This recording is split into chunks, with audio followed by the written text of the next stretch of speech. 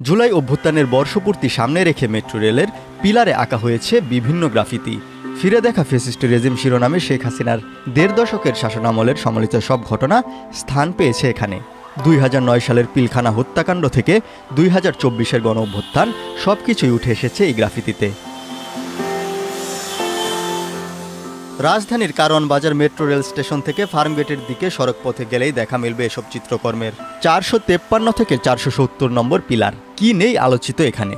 কারাগারে রুদ্ধ খালেদা জিয়া, ২৪-এর গণ অভ্যুত্থান, কোটা সংস্কার বা নিরাপদ সড়কের দাবিতে রাজপথে শিক্ষার্থীদের আন্দোলন, আলোচিত তনু কিংবা সীমান্তে ফেলানি হত্যাকাণ্ড, বিশ্বজিৎ হত্যা এবং আবরার হত্যা, শাপলা চত্বরের হত্যাকাণ্ড, বিনা প্রতিদ্বন্দ্বিতার নির্বাচন, সাগররণী হত্যা, সিনহা হত্যাকাণ্ড, ক্যাসিনো কাণ্ড, বাদ পড়েনি আওয়ামী লীগ সরকারের নিপীড়ন নির্যাতনের কোনো চিত্রই।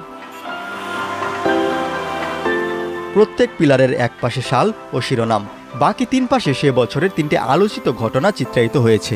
শেখ হাসিনার সরকারের দমন পীড়ন ফুটিয়ে তুলেছেন শিল্পীরা সুনিপুণ হাতে, রংতুলির আঁচড়ে। স্থানীয় সরকার, পল্লী উন্নয়ন ও সমবায় এবং যুব ও ক্রীড়া মন্ত্রণালয়ের উপদেষ্টা আসিফ মাহমুদ সজীব ভোয়ের উদ্যোগে চলছে ফিরে দেখা ফ্যাসিস্ট রেজিম গ্রাফিতি অঙ্কন। উপদেষ্টা আসিফ মাহমুদের ভেরিফাইড ফেসবুকে এক পোস্টে তথ্য জানানো হয়েছে।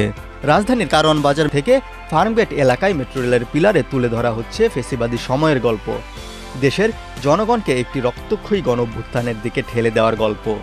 ঢাকা উত্তর সিটি কর্পোরেশন এ কার্যক্রম বাস্তবায়ন করছে।